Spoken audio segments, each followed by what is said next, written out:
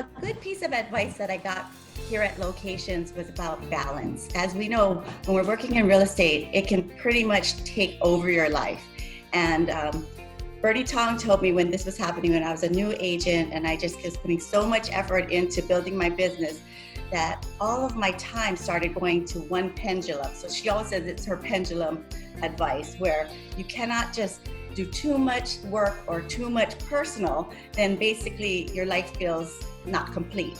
So I really take that to heart every day, because I really want to make sure that I spend enough time with my family, but also make enough income to support my family and things I want to do, like travel and go out with friends and do all the other fun things of life that we enjoy doing. So I would say that was it. So thanks, Bernie.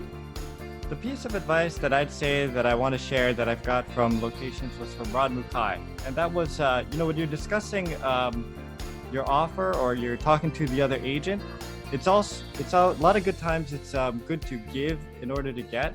A lot of people call and it's just a lot of, hey, how many offers do you have? What do you have over asking? But if you share a little bit of information first before you ask your questions, you can get a better response.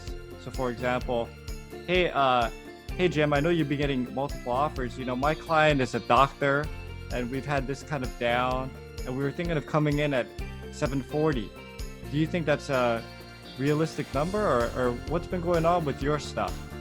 And so if you give some information first, ask some questions, some of the responses you're going to get are different than if you just ask, hey, are you getting multiple offers and what are you at? So that would be my advice to everybody is how you talk to the other agent can be beneficial. One advice I can think of that stuck with me is with my mentor, Chris Kitolka. And it wasn't a pleasant one. It's a beatdown, man. He tells me, everything's your fault, man. Everything's your fault. It's not everything when it comes to why my offer didn't get accepted. It's your fault. Never nobody else's fault. If the vendor, if they fall out because of financing, Brian, it's your fault. But he used to get hard on me. But the lessons that I've learned, there's two lessons actually in that. One is that you prepare yourself. You're accountable for what had happened. And you try to, he had prepared me so that I can handle the situation again in the future a lot better. So that helped me. And also that I can take a beating from anybody. Because if Chris can talk to me like that and yell at me, then nobody else can faze me, because nobody can be as mean as Chris. But he prepared me, he thickened my skin, and that's one of the biggest lessons twofold that I've learned from this.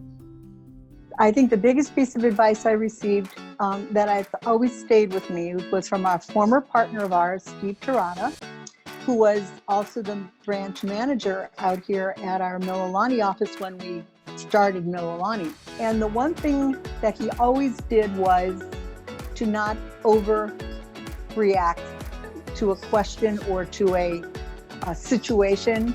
He always remained thoughtful, and his usual comment was, and I call it the Steve Tirada response, his lean back a little bit and he said, let me think about that for a minute. And whoever, if there was a conflict or with a client or with an agent or whatever, it allowed time to listen, to actually really listen to what the problem was, and to formulate a proper response, not a reactive response. And it is real, and I say it to my agents all the time, when in my group meetings, whatever, I've said this forever. If you want to save yourself, sit back, say, let me think about that for a moment. And guaranteed, especially if it's in a volatile situation, say you have a client who's very upset about something, whatever it is, and they just need to vent, and it's really not about you, but our normal reaction is to try to fix it, to try to answer right away. The best thing you can do is to slow it down, take a deep breath, think about what you're going to say, and inevitably, the person who's coming at you for whatever reason generally will start talking first. And the first guy who talks generally loses. So you are on the winning side because now they're not attacking you. They're maybe saying something further away for you to, in a way that you can then further assess the situation more clearly.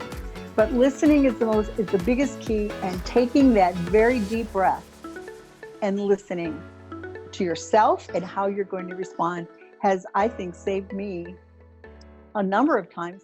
I guess something that really sticks with me when I first started, because I was a worrywart and I worried about everything, and that I wanted to make sure I knew everything before I would go out with my clients. And John Lewis, he's long gone. And what he told me was that you can't know everything. And he said he's been doing it for decades and he still doesn't know everything. So don't be afraid of not knowing something. And if someone asks you a question and you don't know it, to just say, I don't know, but I'm going to find out. I'm going to find out, and you don't have to worry, because I am here. I'm here to make sure that I do the best job for you. And if you ever think that I'm not, just let me know so I can, brush up and make sure that I find out everything that is necessary. But I'm here to take care of you.